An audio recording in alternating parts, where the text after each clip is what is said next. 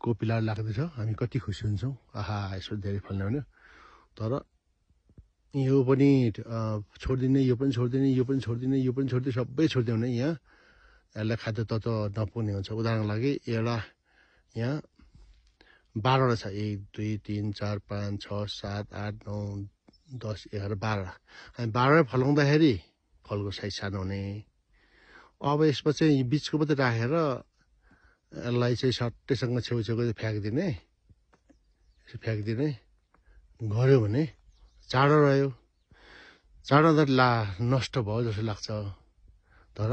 त्यो चाँडोबाट पनि हामीले ठुलो ठुलो साइजको क्वालिटीको फल फलाउन सक्छौँ र मार्केटमा लाँदाखेरि मन पराउँछ त्यो 12वटा चाहिँ लगेर मार्केट लगायो भने मन पराउँदैन मान्छेले सानो हुन्छ किन यसले खाद्य तत्त्व पुर्याउन सक्दैन है यो प्र्याक्टिस चाहिँ हामीले सिकेर चाहिँ गर्दैछौँ त्यस्तै यहाँ पनि यही ढङ्गले हटाइयो भने चाहिँ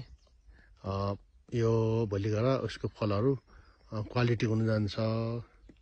उदाहरणको लागि यो हाँगा लामो हाँगा छ यो हाँगा छोटो हाँगा छ अथवा यो हाँगा छोटो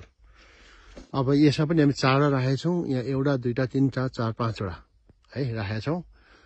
अब यहाँ हेर्ने भने 1 2 3 4 5 6 7 8वटा कोपिलामा ल यो एउटा फ्याँक्यौँ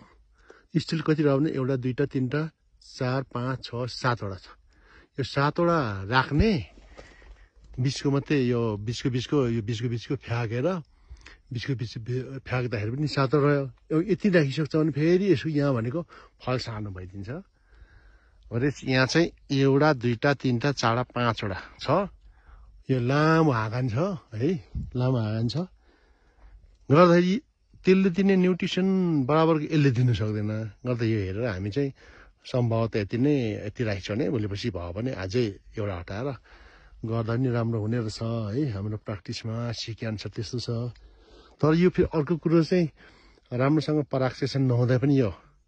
सानै भइदिने हुन्छ एउटा है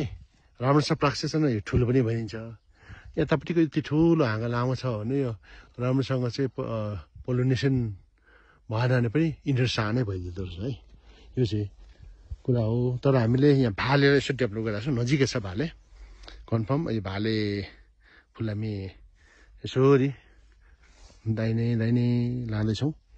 अब यहाँ पनि फेरि यहाँ भालेको यहाँ प्रशस्त हाँगाहरू बाक्लो भइदियो किनभने यसलाई चाहिँ हामी कन्ट्रोलमा ल्याउँदैछौँ अन्त अलिकति यसलाई हटाउँदैछौँ पातहरू यसले मैले जति फुले पनि भराइ इफेक्टिभ नहोला भन्ने हिसाबले गरिरहेको छौँ हाम्रो उद्देश्य चाहिँ स्ट्रिप मेल सिस्टमबाट भाले उता नै गएको छ भाले यता नै आएको छ यो भाले सिधै उता लाँदैछौँ दाहिनेपट्टि पोथी देब्रेपट्टि पोथी फलाउने हिसाबले तर यो पातहरू अलिकति हटाएर यसको परागकणहरू चाहिँ राम्रोसँग फैलोस् भन्ने हिसाबले गरिराखेको छ नाङ्गे पनि बनाउनु नहुने रहेछ ठिकै हाम्रो विज्ञ सरहरूले भन्नुअनुसार चाहिँ हटाइदिने अनि चाहिँ ठिक हुने चाहिँ देखियो अघि नै भन्नेअनुसार यो बाक्लो पात भइदियो भने पनि यसको फुल ढिलो फुल्दिने एउटा अनि फुलेको पनि यो जुन यो मोइस्चरले गर्दाखेरि त्यो टालिदिने पोथीकोसँग नपुगे खालको चाहिँ एउटा मूर्ख अध्ययनले बताएको छ है त्यो चाहिँ अब क्वेसनको कुरो हो मेरो म 100% मैले त्यो बुझेँ भने खालको नि मिल्दैन अर्को चाहिँ ढिलो फुल्ने क्रममा यो भालेको फुलहरू यस्तो खुल्ला ठाउँमा भएको चाहिँ छिटो फुलेको पाइयो पोथी होस् भाले होस् यस्तो बढी पातले भएको पनि ढिलो फुलेको पाइयो त्यस्तै पोथीको नि यस्तै खुल्ला एक्सपोज भएको ठाउँमा चाहिँ छिटो फुलेको यही बट फुट्नु आँटेको छ है फुल्नुको लागि तयारी हुँदैछ यहाँ यसरी अब यहाँभित्र गयो भने यो पुरै छारीभित्र थियो त टाइम लाग्छ गर्दाखेरि यो भाले पोथी फुलिसक्छ यो चुपचाप बसिराखेको हुन्छ गर्दा के हो हामीले स्टिमेल कुरालाई फलो गर्दाखेरि पनि यो कुरा ध्यान नदिएन भने चाहिँ अलिकति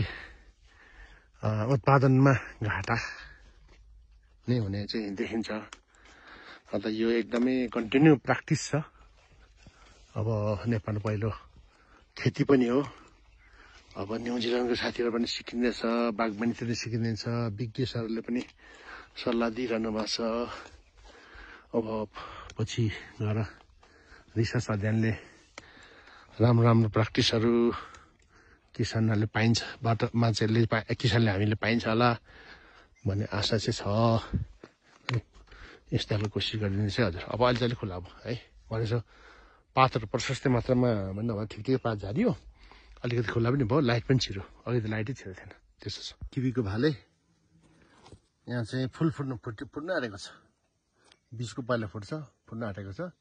खुल्ला छ ठाउँ, यता नि खुल्ला छ होइन, त्यो फुट्न आँटेको छ। अब यस्तो अलिक झाँगिएको, यस्तो पुरै घाँस भएको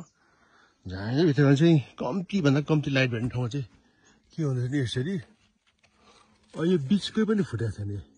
यसरी एकदमै ढिलो, यसरी फुटेकै छैन है, फुटेको छैन। कतै पातलाई अलिकति हटाइदियो भने, कता कता हटायो भने चाहिँ यो चाहिँ राम्रो हुने चाहिँ पुरबाटै हिँडिँदैछ। अब यहाँभित्र यहाँ पनि घाँस टन्नेछ, यहाँ पनि त्यस्तै फुटेको छैन।